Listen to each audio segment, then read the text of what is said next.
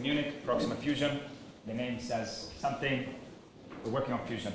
We are the first spin-out in the history of the Max Planck Society. So we are a spin-out of an institution that has been investing in fusion for a long, long time. Should I use the mic? That goes? That goes? Yes. Fabulous. So we created the company in early 2023. We are now about 50 people based in Munich and in Zurich. So fusion, some of you are familiar with, some less, but somehow it's actually the most popular way of making energy, and we know what that looks like. We have a fusion power plant moving across the sky every single day. The sun is fundamentally burning on fusion. Every single star in the universe is working with fusion. It's the source of heat that is inside every star. Fusion is the process of joining light nuclei, and when they join, part of their mass is transformed into thermal energy. It's actually the highest energy density of any process.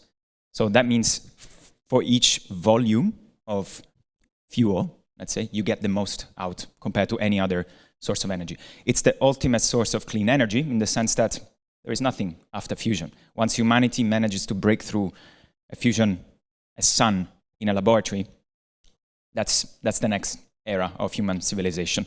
We think we are not so far away, and the reason why we've been chasing this already for 60, 70 years is because fundamentally this is the clean energy source that we need.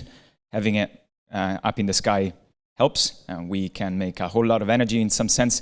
Much of our clean energy already comes indirectly from the sun, but if we manage to bring it on Earth, it would be quite different. So it's clean, the way we are approaching this is completely non-military. It does not lead to proliferation. The fuel is fundamentally heavy forms of hydrogen. So we have basically infinite fuel for the rest of human history. So if we did manage to crack this, we would look at a source of massive decarbonization. Fundamentally, we're talking about a flexible source of energy for base load. So it could really complement the renewable energy sources that are intermittent and that we already have and love. It would also be a way to address energy sovereignty and security so that we don't have to count on our friendly neighbors not to invade, and we don't have to defend our supplies of energy anymore as much. And then there is an aspect to this which is, again, somewhat connected to sovereignty. This is a domain in which Europe actually has very clear leadership. I'll motivate that with a few numbers in a second. It's a domain in which we can really create new technology giants in Europe.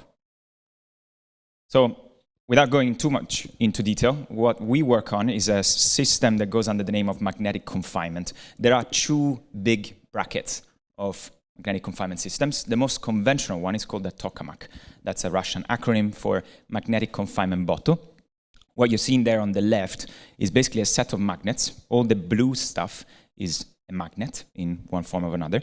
And we are confining this purplish matter. That's what is called a plasma. It's fundamentally what is in the sun. It's hot ionized matter. Now, the sun actually is very inefficient. It works at temperatures of about 10 million degrees at the very center. It's fairly cold on the outside. To make the most effective reaction work on Earth, here we need to reach about 150 million degrees. That's 10 times the center of the sun. That part, you'll be surprised maybe, but that part we know how to do.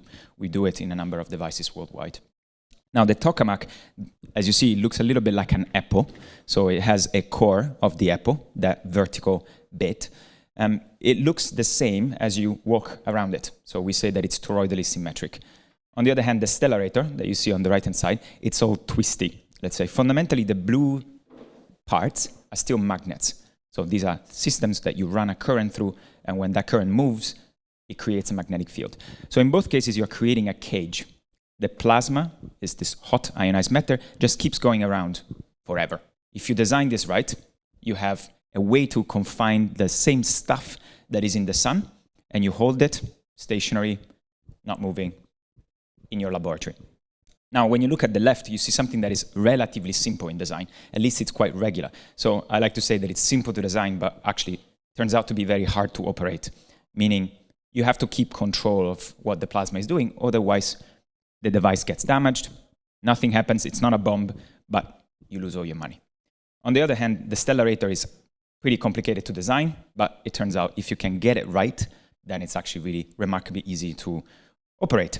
Now, the design on the right-hand side is not any design. It's almost the definition of what a stellarator is. And it's not very theoretical. It's a thing that we've built. What you're seeing there is a device about 2 hours away from here. It's called Wendelstein 7X, and it's the jewel of German engineering.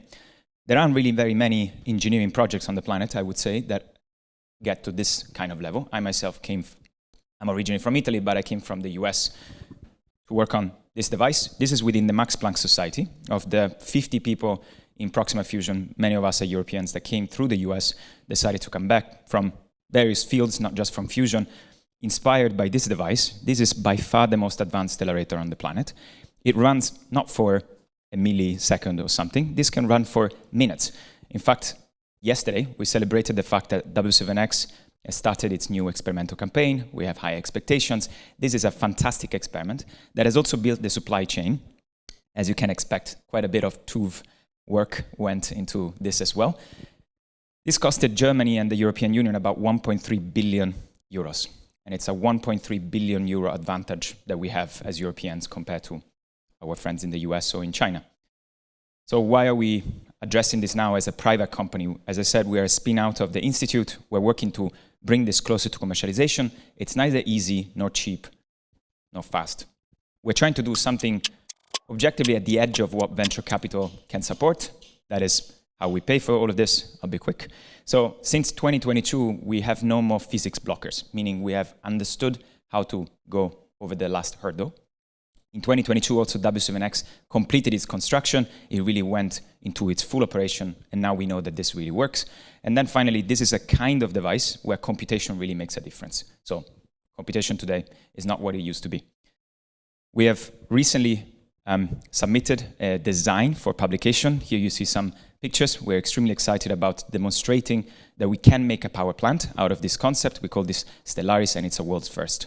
And it will become public within 2 months, 3 months. And I conclude with this picture, which substantiates my claim that Europe must get onto this advantage. So maybe some people in the room can't quite see that, but on the left you have the EU, in the center you have China, and on the right the US.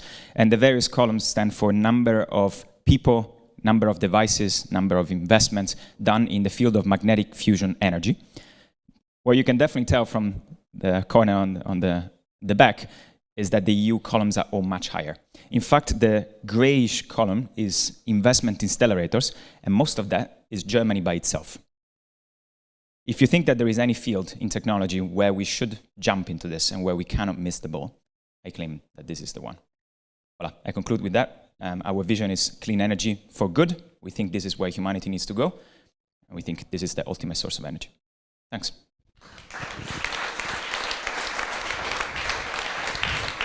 Francesco, thank you so much for that very insightful pitch. You can come to me because I've prepared some further questions. My first question would be, well, some experts believe that fusion is a very expensive distraction, you told us the number, that comes too late to achieve the international climate targets. How do you respond to such objections? So first, the expensive bit must be put in perspective. We spent a gas power plant today for a gigawatt. We're talking about systems that are tuned towards a gigawatt electric. A gas power plant costs between 3 and 6, efficient power plant with north of 10 billion. So what we're talking about is just the scale of what it takes to power a city of 1 million people, fundamentally. So the cost of R&D of what is going into fusion is actually remarkably small, I would claim, for what we're actually trying to achieve. Now, the timescales, of course, are very problematic. I think one shouldn't look at fusion, what we're talking about, as the solution for literally tomorrow. We don't claim that this takes 3 years or something like that. We are at the edge of what venture capital can support. So we're looking at a 8-year, we aim in 2031 to demonstrate a net energy production system working in steady state.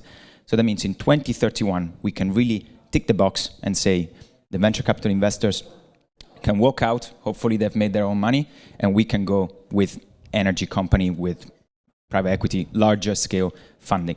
At that point, that means in the late 2030s, I believe there will be multiple companies in each continent that will demonstrate first-of-a-kind fusion power plants. That means in the 2040s, we will have fusion power plants scaled across the planet. And that is an uncomfortably slow timeline, depending on perspectives. It does mean that today we cannot just put all our eggs in the basket of fusion. We need other solutions today. But it does, if you want to get to net zero in 2050 and not be a negative growth, you got to find something where you're particularly good at and that balances the grid. And I think that the aspect of baseload is badly understood by most people. We do need to invest in something that can complement the renewables. And if you exclude gas, you exclude fission, there isn't a whole lot left. Mm-hmm.